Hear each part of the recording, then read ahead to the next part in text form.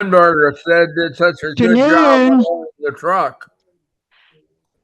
The kid who did what? Rise. He was You're unloading the moving truck, slow today. Hamburger's trucks, and I'm President Joyce Montgomery with they a gave him year of credit. inspired action.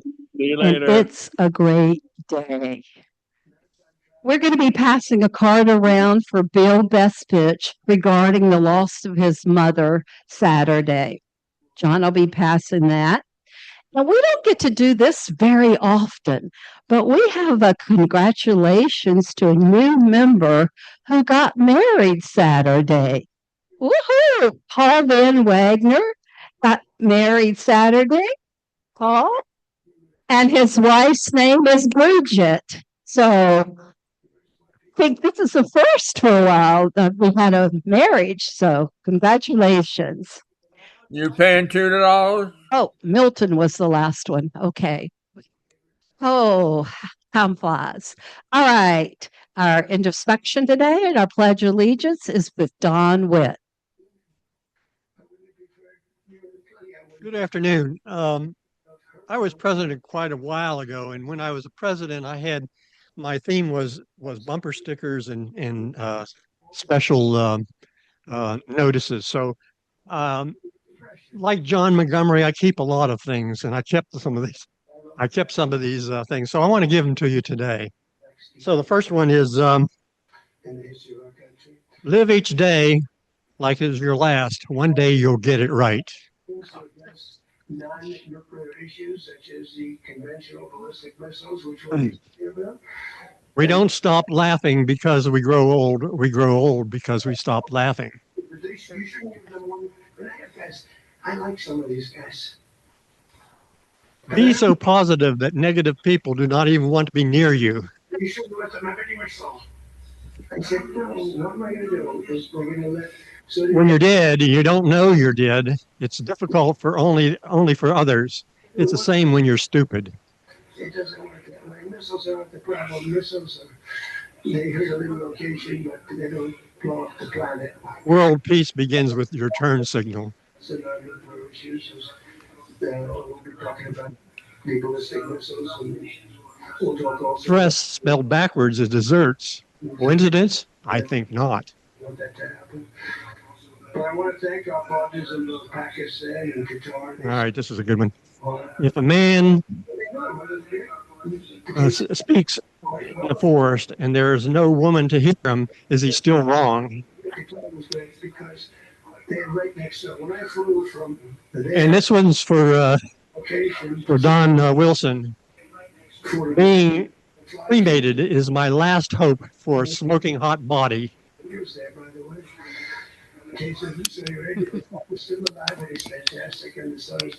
Please join me in the Pledge of Allegiance. I pledge allegiance to the flag of the United States of America, and to the republic for which it stands, one nation under God, indivisible, with liberty and justice for all. But every administration for decades has sought to get around to relinquish its. Thank you, Don. Now I'd like Tom Fitzpatrick to introduce our guests.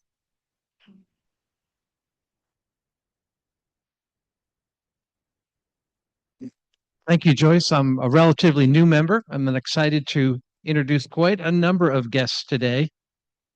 Guests, we are more than thrilled to have you with us for a variety of reasons that brought you here. If you would stand when I call your name along with your host.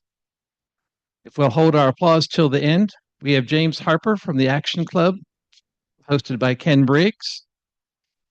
Kai Weiss and his mother, Hillary Seiler. Kai is a student at Virginia Tech, and you'll hear more about him shortly. Katie Zawacki and Beth Vi from Points of Diversity, sponsored by Sherry Hartman. Many of these folks today are many of our key people with our fun day. Brenda McDaniel, you might have seen before. She drags Rupert around for us.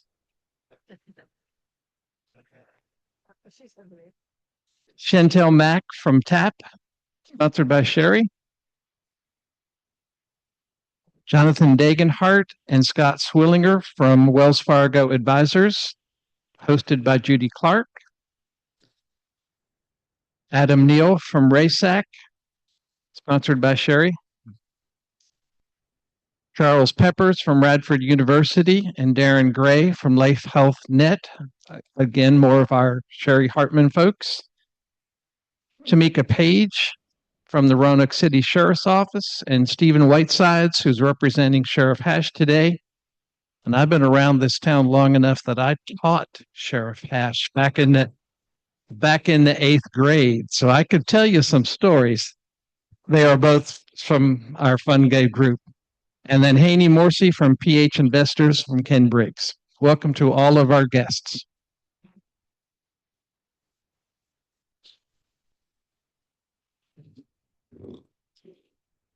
Thank you, Tom. Now, Bert Boyd would like to give a membership moment. Yes or no? Yes. Okay. Absolutely.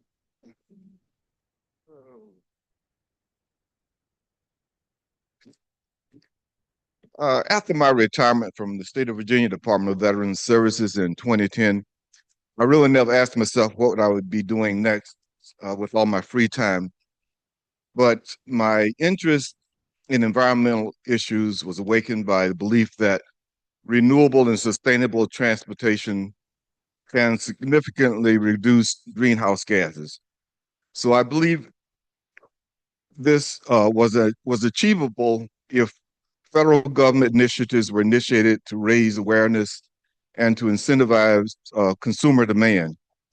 So my transportation interest may have come from my 5 years from 1975 to 1980 when I was with the then Norfolk and Western, then merged, became Norfolk and Southern. So my transportation interest in transportation after 30 years came back to my interest in sustainable transportation. And so I did more research, became involved in that. My big focus was on raising awareness and the potential benefits that it might bring to our community. So I had some disappointments along the way trying to get federal government involvement, try to get writing letters to Tesla, try to invite them to consider Roanoke for a service center, try to work with the city on some issues. But I soon became very discouraged that I was getting nowhere on my own. So somewhere along the course of my discouragement, I was dragged by my wife to a dinner social and heard the name Rupert Cutler, but I had never met Rupert. And so I think we were sitting together for dinner. And so this strange thing happened. He said he wanted me to consider joining the Kiwanis Club. Now, he said something about because you thought about age and all that, but I don't think that was a factor because I don't think Rupert is aging. I don't, surely not emotionally or physically or mentally. And so I guess there was one of those ideas where I said I'd listen to the thought and consider what the Kiwanis Club. I did some research. And I saw where there was an environmental committee, and the environmental committee I thought was a chance for me to bring my interest and passion in the environment into a club or a way I could be a win-win situation. And once we started that, all of a sudden the federal government kind of dropped out of that whole interest in reducing greenhouse gases, and I was left standing again.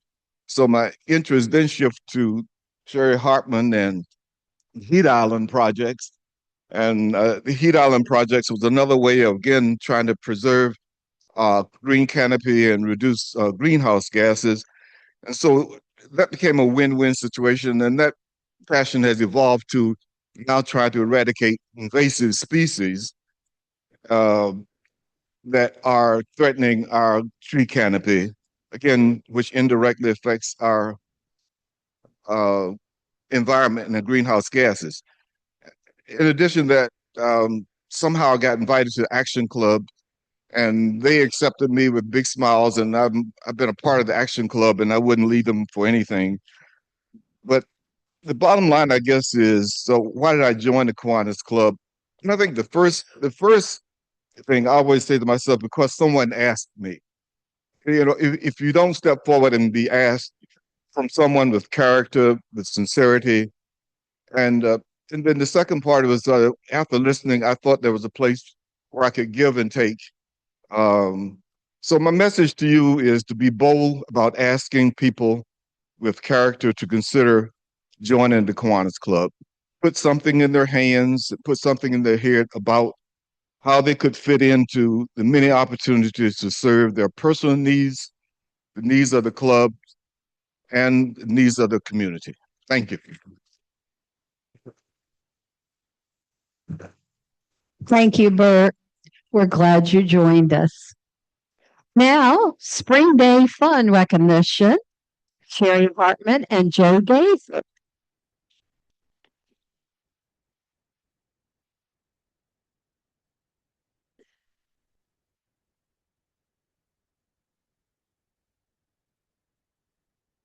It's a duet. I think that's great. We're not singing. Oh. All right. Well, it's an honor to be standing here next to Deacon Joe Gaither, a Kiwanian and also a leader at Shiloh Baptist Church, and a man with a legacy that goes throughout Roanoke and way back in time. So we got to team up in 2021 for our first Spring Fun Day, coming out of COVID and celebrating the playground that we had built, that we finished in 2020. So it has grown, huh, Joe, since then. This past year, we engaged about 55 organizations to partner with us, with the church and the Kiwanis Club and Goodwill and the library, to bring together the community to celebrate community. And we had 17 Kiwanians who helped the event be a big success. If you are one of those Kiwanians who helped us out that day, I would love for you to stand and be recognized. We want to thank you all so much for helping out. Look at this group. All right. So with success, the amount of work that it takes to manage the event also grows. And so we did rely on a lot more volunteer help, and it could not have been successful without all of you coming to help out. So we do have goodies at the table where Dave and I were sitting. You can go and pick your prize. It's a little thank you. So please stop by before you leave if you haven't already gotten a thank you. Now, Joe, we also have in the room some of our partners that came from the community that helped us out. Some you got introduced nicely by Tom Fitzpatrick, our science supervisor of the schools, and Kiwanian, and now a co-chair of the nature park. So would you just go ahead and stand and let us see you and recognize your contributions to Spring Fun Day? Please stand and be recognized at this time. Katie, Beth, Chantel, we have Sheriff Half's office here. Thank you all for being here, and thank you for coming out on Spring Fun Day. Quite a diverse group came together. And again, if you haven't gotten your prize yet, be sure to get it. And I also have an invitation to each of you to join the Kiwanis Club, because we want this to be the beginning of great things that we can do together. So how about it, Joe? I'm going to turn it over to you. Yeah, good evening, Kiwani. Afternoon, Kiwanians. What an amazing honor to work with this awesome lady right here. She is a winner. She gets things done. She motivates people. She just knows how. She just knows how. Whatever it is, you name it, she just knows how. And I'm just so honored to be to team with Miss Sherry Hartman. I'll tell you what, she inspires me, she motivates. And Spring Fun Day has become what we thought was a relatively small event. It has turned to a community event. This year we had almost 1,150 people, close to 1,200 people show up for this event. we never envisioned it getting this big. But by the grace of God, it has grown. Our volunteers, our sponsors has been amazing. We have so many sponsors that people every year they every phone call we make, they say, "Yeah, we want to be a part of Fun Day." So I'm so grateful to the Kiwanis and the Goodwill and all the other sponsors that made this a tremendous day. And I have a quick clip. If you've never been to Fun Day, Dave Perry is going to show you a quick film clip on Fun Day 2026. So at this time, would you give your attention to quick, uh, and I hope that'll be a blessing to you.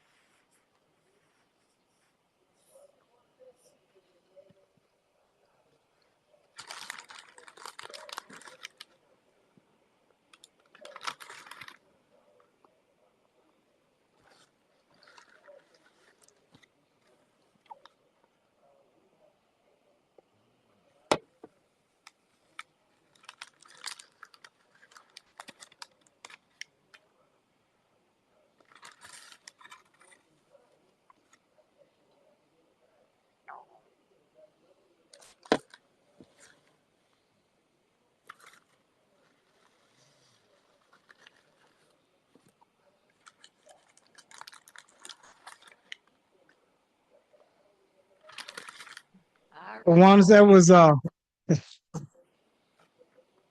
was our Fun Day 2026.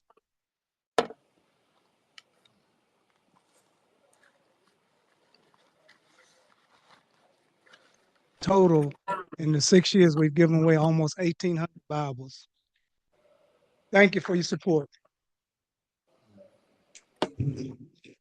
Thank you, Joe and Sherry.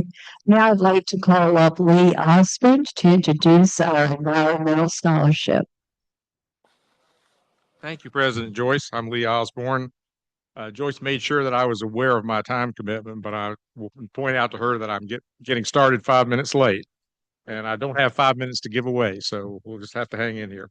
I'm up here to present our third Kiwanis Environmental Scholarship. And can you all hear me all right? I always have a hard time with this microphone. Good. All right. And I want to give a very brief background on the scholarship. It was started 4 years ago. It came out of when Michael Proctor was chair of the Environment Committee. He did a poll and got some ideas and suggestions. And this was suggested actually by someone who isn't a member of a club, but who was very interested in the environment and forestry. And so we appreciate him bringing that, Bob Garst, and his involvement with this committee in the first couple of years.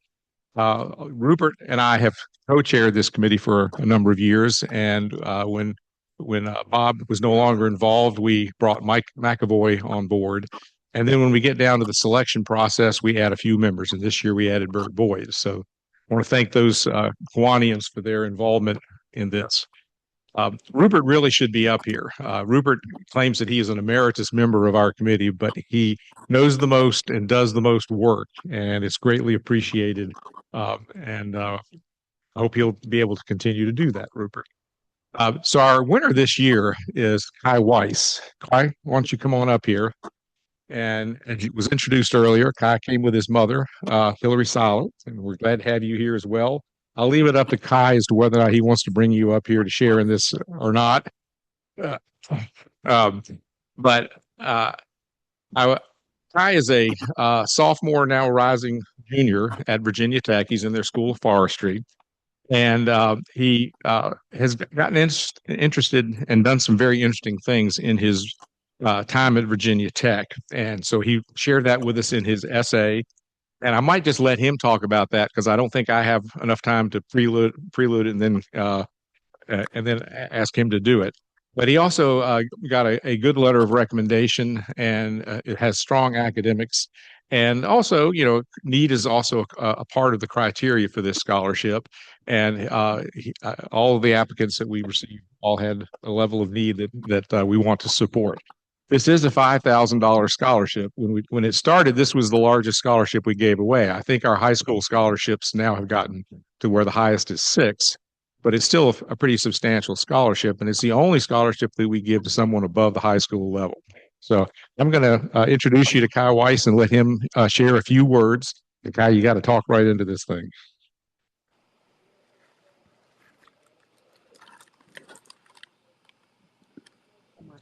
Sorry, guys, I didn't prepare anything, but as he said, I am Kai Weiss, and I am a rising junior at Virginia Tech studying forestry.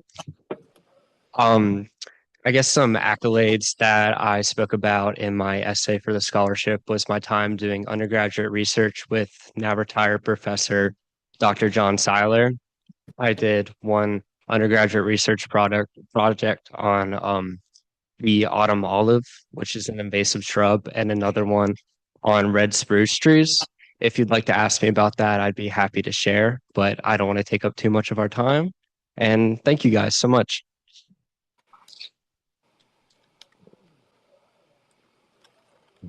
And I will also mention that Kai went to Salem High School, and a couple of years ago, we expanded this from our original premise so that we were able to consider Kai this award.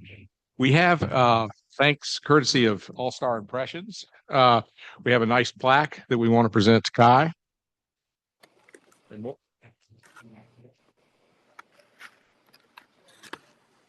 And more importantly, is this an actual check? It's an actual. You get an actual check. You. So thank you so much. Thank you so much.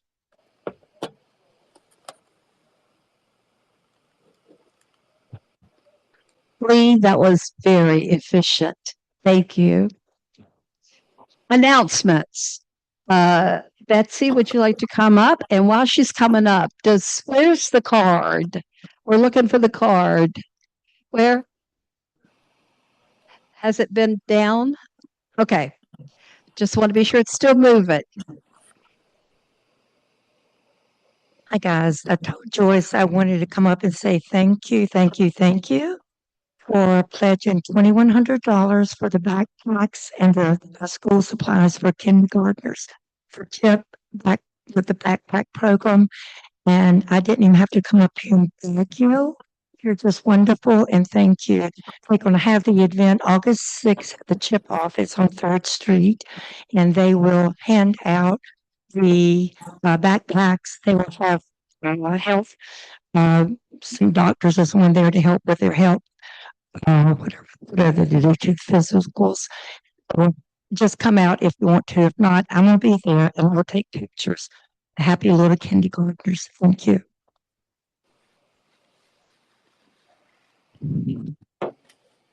There's a membership committee meeting today at 1:40.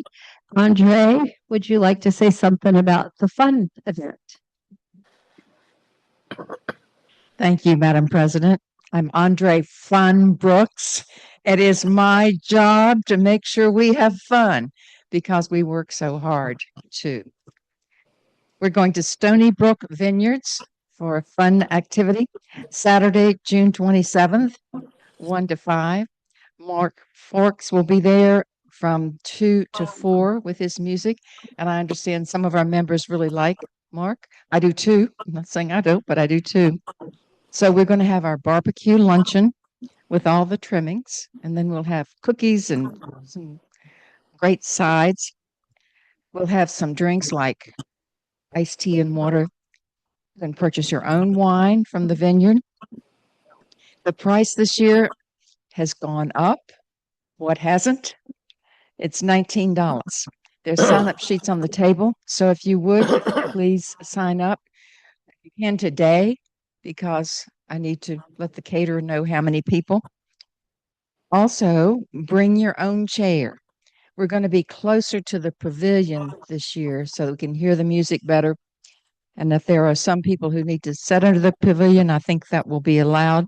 But bring your own chair. And if you have a pop-up, that will be great too. So any questions, let me know. Sign-up sheets are on your table and look forward to seeing you there for some fun.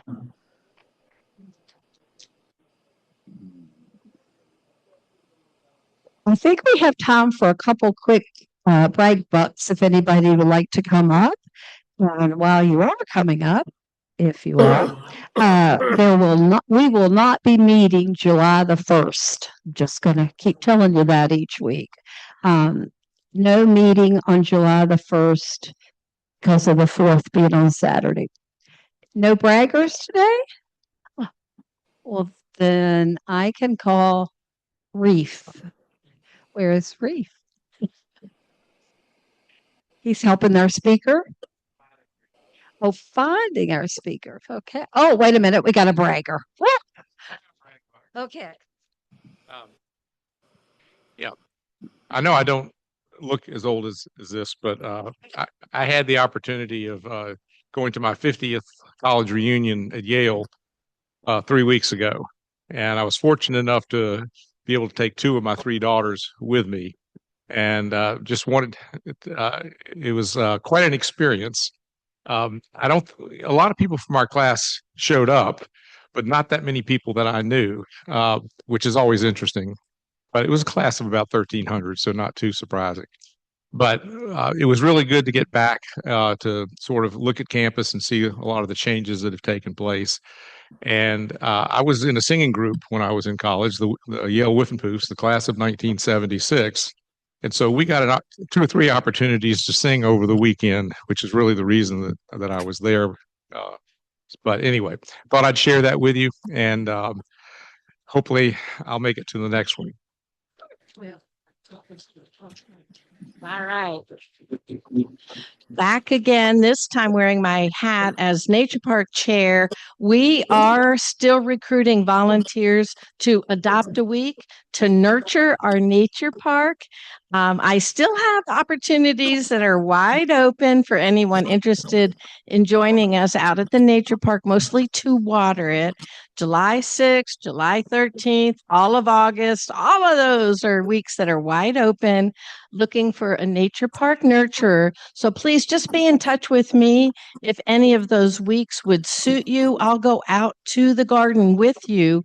And the brag up here would be on Don Witt. He was the first one to sign up, and Don's always the first in line to help out. Thanks so much.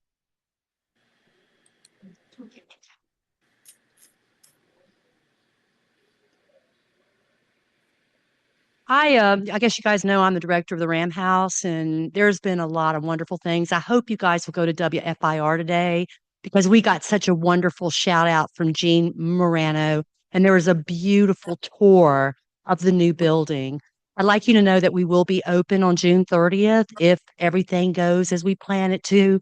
I'm so proud to do this for this city because I think we're going to be able to actually house a lot more people with the work that we're doing. The final thing is my staff's exhausted. We have had to carry things down 3 flights of steps. And if any of you would like to help us, please be in contact with me. We've got everything down on the first floor, but we're going to need help over the next couple of weeks. So if you have young people around, especially, please reach out. Thank you all for the time today.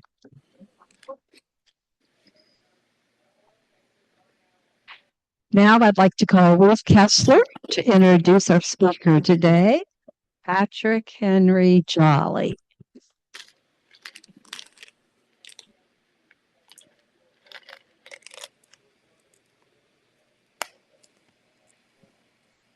Reeve Kessler, actually. I have a prepared introduction today. I usually try to do this from my head. But anyway, fellow Virginians, I'm delighted to see so many of you here today in Charter Hall, our community meeting place, where we are to hear from a notable Virginian, Mr. Patrick Henry, who has recently returned from the Second Virginian Convention, where he spoke with memorable passion about the alarming circumstances facing all colonists. Although Mr. Henry's name may be familiar to you, let me note that he was born in Virginia of English immigrant parents, was largely schooled at home, that he failed early in an attempt at running a store with a relative, and thereafter worked at a local tavern while studying law. He was much more successful in the legal world than in the business world, and his reputation soon spread outside of Hanover County. Many of you know of his efforts related to opposition of the Stamp Act and of his subsequent rise as a spokesman, which contributed to his attendance at the Second Convention. I have confidence that his future of public service will be long and that 10, 100, or even 250 years from now, his contributions will be widely recognized by his name appearing on perchance a Patrick Henry Hotel or a Patrick Henry High School or such in our area. I could obviously speak longer about Mr. Henry's anticipated continued efforts in support of separation from the colonists from the oppression of the distant fat king across the ocean who seeks to control us in every way. But I know you came to hear not me, but to hear our speaker. Help me in welcoming to our podium for a recounting of his recent address to the convention, the greatly respected Mr. Patrick Henry.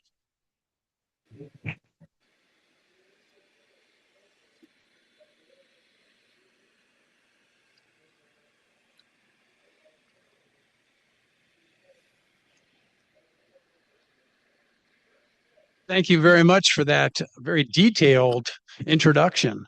That was a life summary right there. Well, it's an honor to be with you all here today. You know, when I walked in this room, you all applauded. I'm not used to hearing that. Some people think that when I spoke, I immediately changed everybody's minds. That wasn't always the case.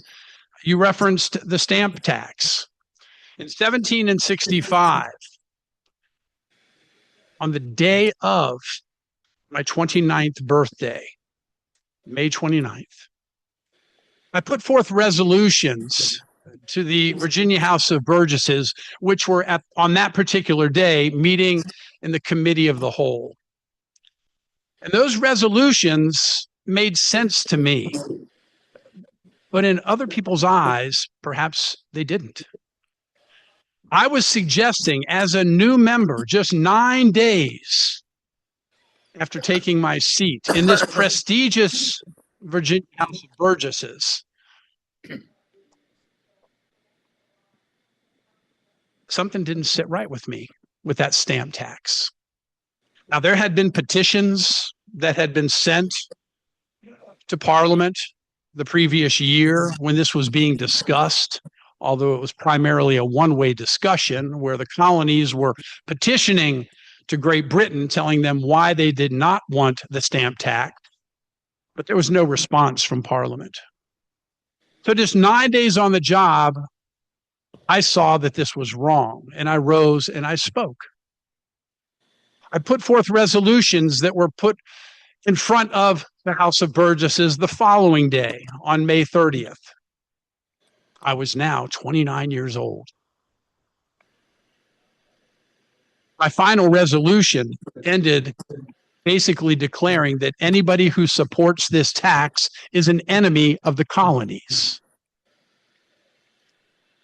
Now, I began this talk by telling you that I'm not used to people giving me a round of applause, because when the votes were taken on my resolutions, they passed by a single vote.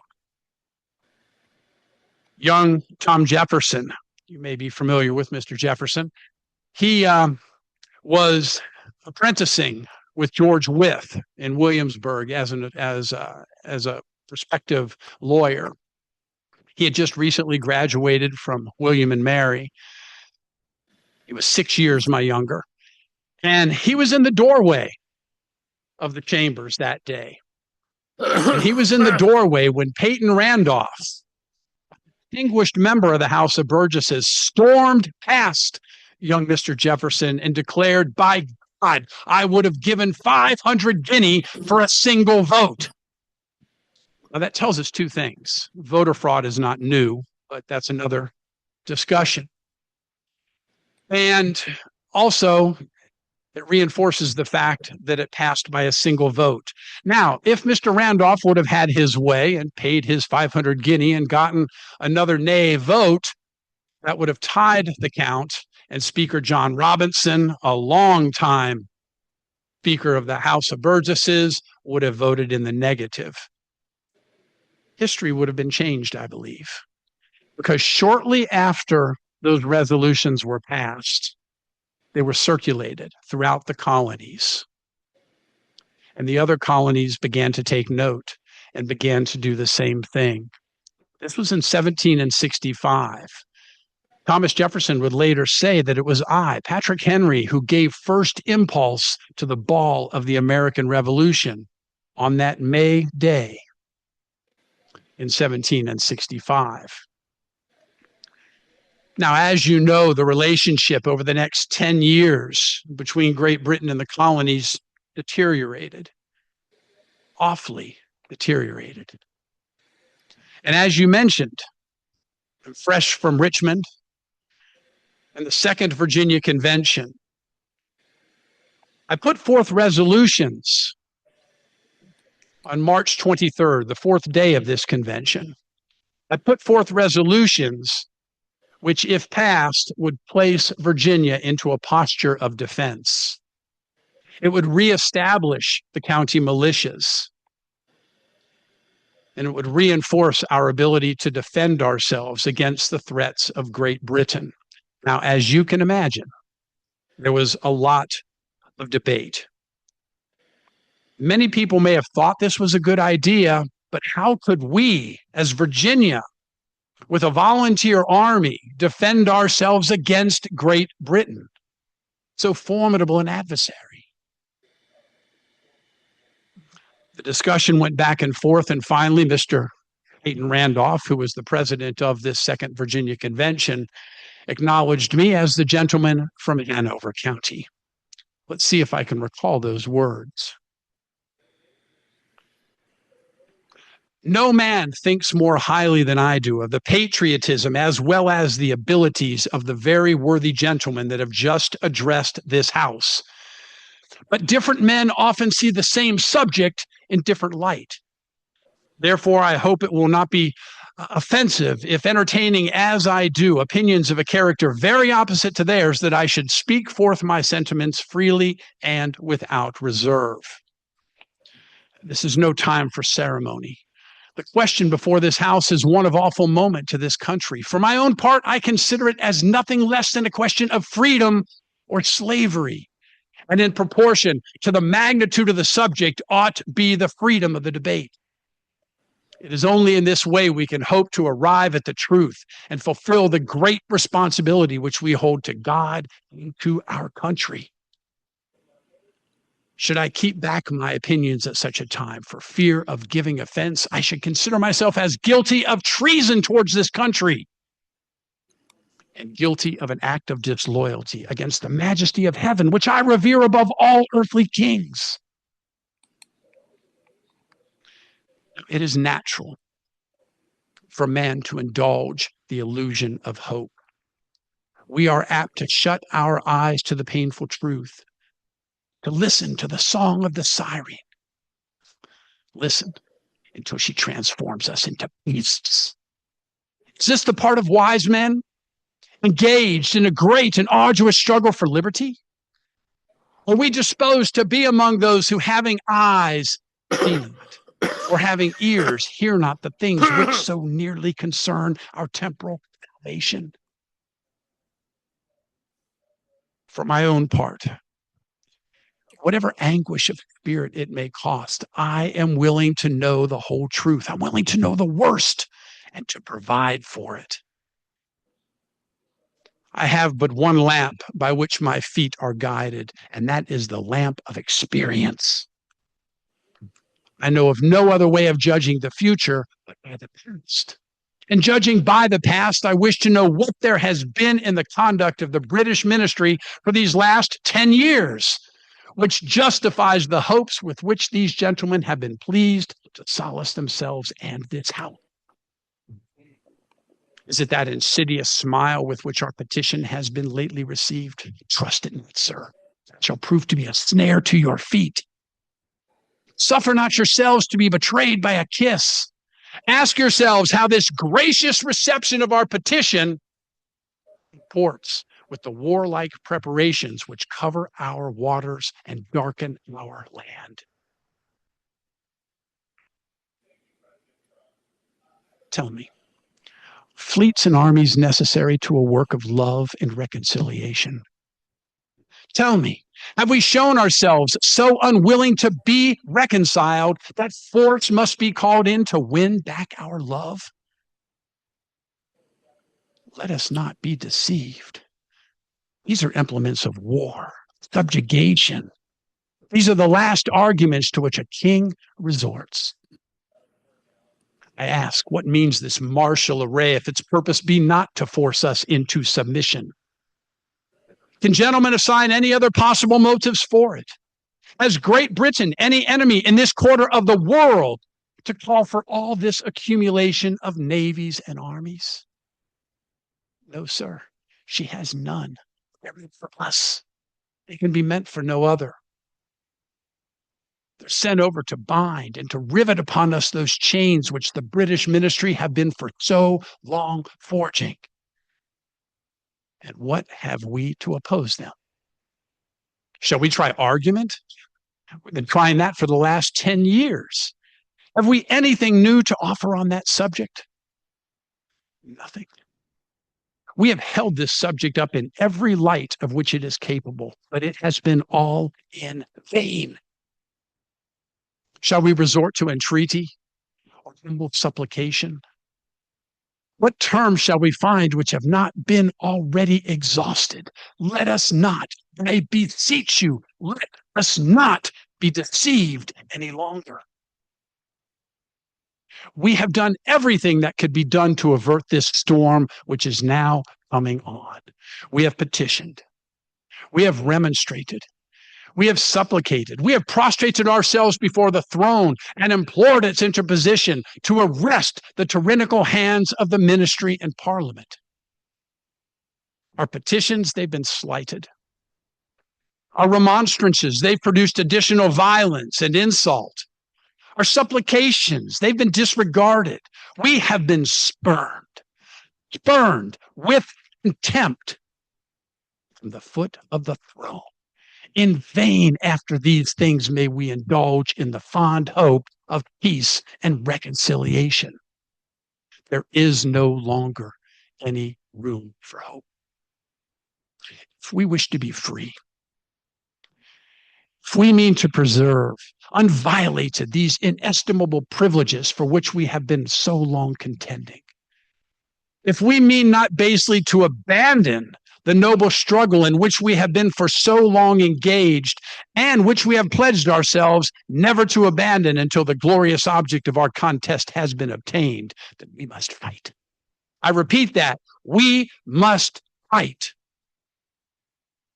An appeal to arms and to the God of hosts is all that is left us. They tell us that we are weak, unable to cope with so formidable an adversary. But I ask, when shall we be stronger? Will it be next week, next month, next year? Will it be when we are totally disarmed? Disarmed! With a British guard stationed at every house? Shall we gather strength by irresolution and inaction? Shall we acquire the means of effectual resistance while lying supinely on our backs, while hugging that delusive phantom of hope until she binds us hand and foot? Sir, we are not weak if we make proper use of the means which the God of nature has placed in our powers. 3 millions of men armed in the holy cause of liberty, and in such a nation as that which we possess, these men are invincible against any force the enemy shall send against us. Besides, we shall not fight our battles alone. There is a just God who presides over the destinies of the nations, and he will raise up friends to fight our battles for us. The battle is not to the strong alone, it's to the vigilant, the active, the brave. Besides, we have no election. If we were base enough to desire it, it is now too late to retire from this contest. There is no retreat, but in submission and slavery. Our chains are already forged. Their clanking can be heard upon the plains of Boston. The war is inevitable. Let it come. I repeat that, let it come. It is in vain to extenuate the matter. Gentlemen may cry, peace, peace, but there is no peace. The war has actually begun. The next gale that sweeps from the north will bring to our ears the clash of resounding arms. Our brethren are already in the field. Why stand we here idle? What is it that gentlemen wish? What would they have? Is life so dear? Is peace so sweet to be purchased at the price of chains and slavery? Forbid it, Almighty God. For I know not what course others may take. But as for me, give me liberty or give me death. Your humble and obedient servant, Patrick Henry. Thank you.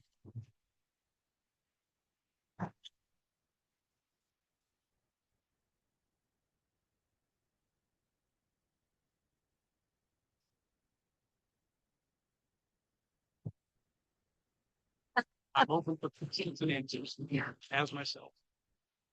Patrick Henry said he was open for questions. If anybody has a question, do we have any questions? Anybody want to challenge him? Jen? Thank you for that. Do you draw a lot of your ideas from John Locke? And how do you feel about Locke sovereignty and the need, the duty to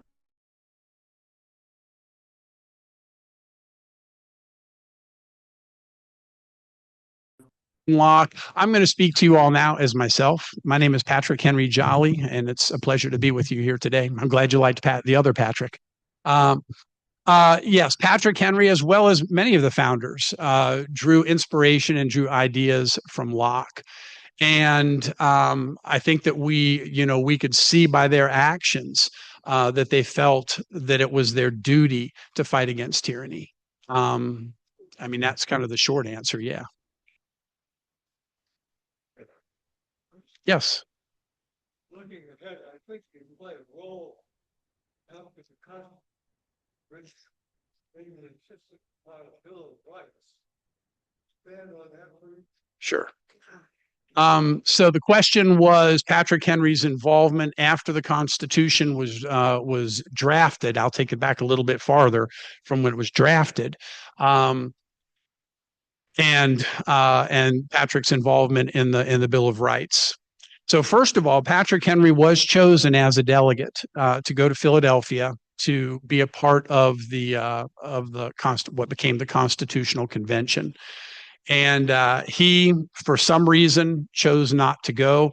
We don't know specifically what it was. James Madison suggests that Patrick said, "I smell a rat," and did not want to be a part of that and would save his fight for Virginia's ratifying convention, which he did.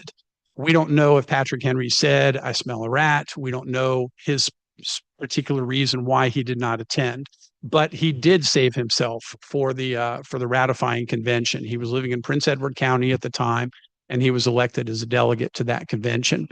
He led the anti-ratification charge, so to speak, being fearful of a large centralized government, and nothing about individual liberties or anything like that. So I think once he realized that the Constitution was going to be ratified by Virginia, and Virginia was the 10th state to do so,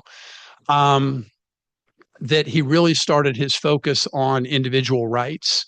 Remember, Patrick Henry, as well as some of the others, had just come out of a tyrannical situation with Great Britain, so they were a little bit gun shy. So he then led the efforts to make sure that the Constitution would be amended. When it was first proposed to the states, there was no talk. You either approved it or didn't approve it. There was nothing about amendments. There was no discussion about amendments or anything. So Patrick Henry really led that effort, and fortunately, he convinced people like Madison to adopt the idea that amendments are a good idea. And it's not that James Madison wasn't for individual rights or anything like that. He just didn't think, in essence, he didn't think that they needed to be delineated, and maybe even more from a practical sense, how to delineate them. But George Mason obviously was heavily involved in Virginia's Declaration of Rights, and the Bill of Rights were kind of modeled after that. But Patrick Henry really led the charge to make sure that we do have amendments. And those amendments, even though, and this is, it's not controversial what I'm about to say, but sometimes people raise their eyebrows at it. So I'm following the rules. I'm not being political. Okay. Because I'm not. Patrick Henry's great because, man, people on both sides of the aisle can relate to Patrick Henry. But I liken the birth of a country like the United States 250 years ago, to a birth of a child. Child is not an adult.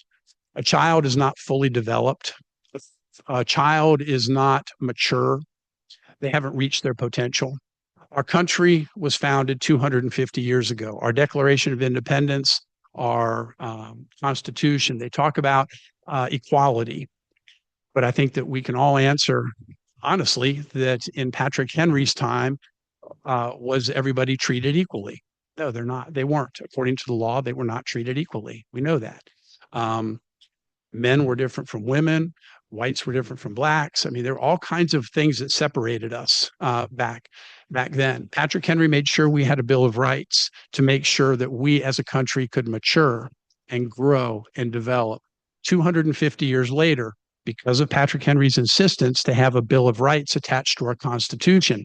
Hear me out when I ask this question, okay? Don't jump to conclusions with this question. According to the law, I'll repeat that one more time. According to the law, is everybody in this room equal? The answer is yes. The question is, how do we treat one another? That's like your moral lesson for the day.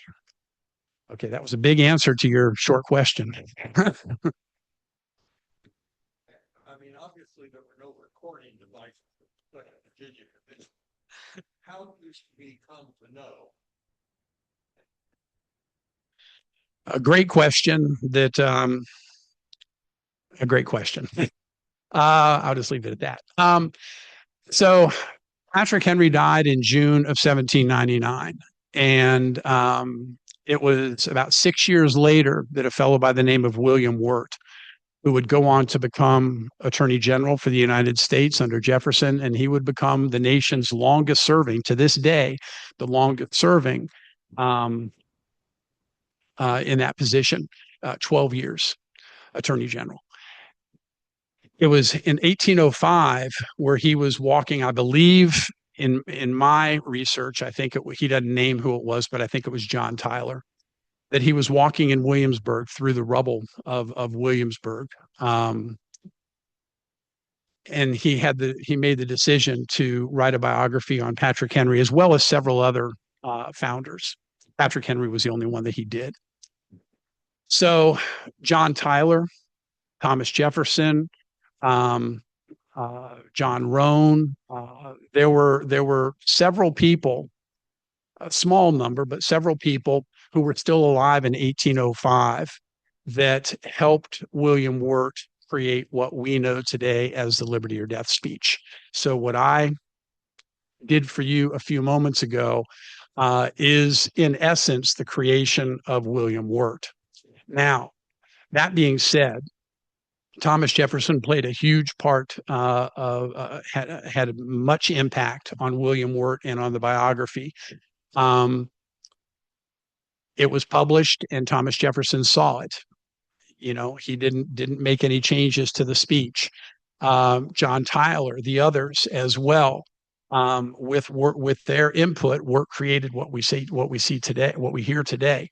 Now, that being said, we don't know for most of the speech exactly what he said, but the common description of the people who were there at St. John's Church on March 23rd, 1775, agree that the last few sentences, that those endings, they all kind of separately described the ending of the speech. And so we're pretty confident, including the gestures and things like that he made. Now, what's interesting is Judge John Tyler would go on to have a son, and that son would be President Tyler. And President Tyler had the opportunity to meet a great-great-grandson of Patrick Henry, William Spotswood Fontaine. And William Spotswood Fontaine is an ancestor of mine also. They had the opportunity to meet each other at a special event someplace. And when President Tyler, at that time he was former President Tyler, met Spotswood, we'll just call him Spotswood, he said, "Oh, my father was at St. John's Church when your grandfather, gave the Liberty or Death speech. And he proceeded to describe what his father told him. They had the opportunity to meet another time, and this time Spotswood had the paper cutter that Patrick Henry was holding when he said, "Give me liberty or give me death." And the president said, "Oh, my father told me about that and how he held it." And so President Tyler took the paper cutter in his hand, recited the end of the speech, complete with the motions and with the jabbing of it into his breast. Red Hill, the last home and burial place where Ethan and I work, over in Charlotte County. We have that paper cutter. We own that paper cutter. It was donated to us in 1976. I descend from Patrick Henry on my mother's side. It was my mother's uncle, the brother of my mother's mom, who actually donated the paper cutter to Red Hill. So again, that's kind of some substantiation of the provenance of the story, as well as the paper cutter itself. There was a hand over here. Yes, ma'am.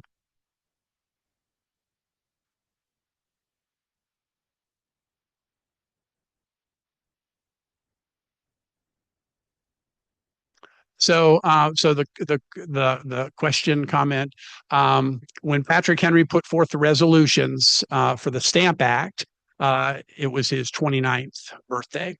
The big fiery speech for which he's known for, as far as the Stamp Act, I don't know if you've ever heard it, the Tarquin and Caesar each had his Brutus, Charles had his Cromwell, and George III may profit by their example. I don't know if you've heard that, but that was his big fiery ending. And then he's shouted down by cries of treason. And he said, "If this be treason, make the most of it." That was at the Stamp Act. That was on the day after his 29th birthday. Yes. And Thomas Jefferson was 6 years younger than Patrick Henry. That was your other question. Yes. I mean, she asked, what is the average age of that group of men? I really don't know, but I think in relative terms, they were pretty young. Patrick Henry was like, when he came into the House of Burgesses as a 29-year-old, or actually when he came in, he was 28. He would have been definitely on the younger side. But when you get into the Declaration, Patrick's now 40 years old, and still relatively young to be starting a country. And when you think about the people like Jefferson and even Washington was I think 4 years older than Patrick Henry. We think of him as the dollar bill with the white hair and kind of looking old. He really wasn't that old. But all these guys in relative terms were fairly young, and it's pretty remarkable what they did. And here we are 250 years later, still holding it together, right? We're holding it together. Yes, sir. Place at Red Hill. Can we come see you there? Sure. Anytime. So he asked, can I tell you more about Red Hill? I would love to tell you about Red Hill. I've been involved at Red Hill for 27 years. I don't live around here, though. I actually live in Ohio. Before y'all call me some darn Yankee, just remember where I was born, Cincinnati. When Patrick Henry was governor of Virginia, that was Virginia. So I'm a Virginian, okay? I mentioned that I descend from my mother, and she was born in Mississippi, so on the Gulf Coast too. So you can't get any farther south than that. Red Hill is the last home and burial place of Patrick Henry. It is the national memorial. And we are open year round. We have a big event coming up in a couple weeks celebrating our nation's 250th birthday. We always have a big celebration, live music, food, fireworks, the speech, if you want to hear it again. And it's a great time. It's a great place. But yeah, it's when visitors come to Red Hill, they really get an opportunity to see who Patrick Henry was. We're the only site that really talks about his entire life. And we also, when visitors come, they can see that Patrick Henry was not like in personality. He was not like Thomas Jefferson, not like George Washington. Not that there were anything wrong with them, but when you look at Monticello or you look at Mount Vernon and you look at Red Hill, you see excellent illustrations of the personality of each of those individuals. Patrick would not have been comfortable in a place like a Monticello. That just wasn't his thing. He was a very modest person. Patrick was the father of 17 children, two wives, and when he passed away, 11 of those children were still alive. And this is one of the most amazing facts about Patrick. 11 of those children were still alive from the ages of 3 up to the ages of 44. And what's that? Two wives. And Patrick was able to provide substantial amounts of land, plantation land, not just speculation land, but working plantations, to all of his boys. There were 6 boys, and Red Hill was divided into 2. So anyway, substantial amounts, and then substantial amounts of cash went to the daughters. He was able to do all of that and die, this is the amazing part, completely 100% without debt. That's because if you see pictures of Red Hill, he was a very, very modest person. Now, Ethan is by the door. He's got some brochures. I don't have enough for everybody, but if you're interested in a brochure, you can go by Ethan and he'll give you a brochure. If you ever want to come out, if anybody wants to contact Red Hill, you can reach us at info@redhill.org. I'm going to be doing a live for free program on Tuesday. This coming Tuesday, we have a monthly video series called Red Hill Rediscovered. And on Tuesday, I'm going to be doing one called Mr. Henry and Me. And it's basically a lot of people ask questions about my relationship to Patrick Henry, how long I've been doing what I do, how long did it take to memorize the speech, all that kind of stuff. And this is going to be a video that's all about that. So if you go to our website, redhill.org/events, you'll see Mr. Henry and Me. You have to register for it, but it's a free event. But then you'll get a link to watch the video. But thank you all for having us here today. It's been a privilege to be with you. Thank you.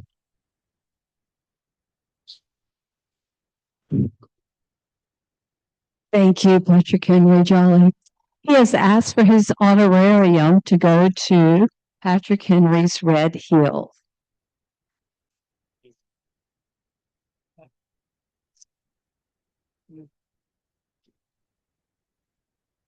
What a great program. Wasn't that fun today?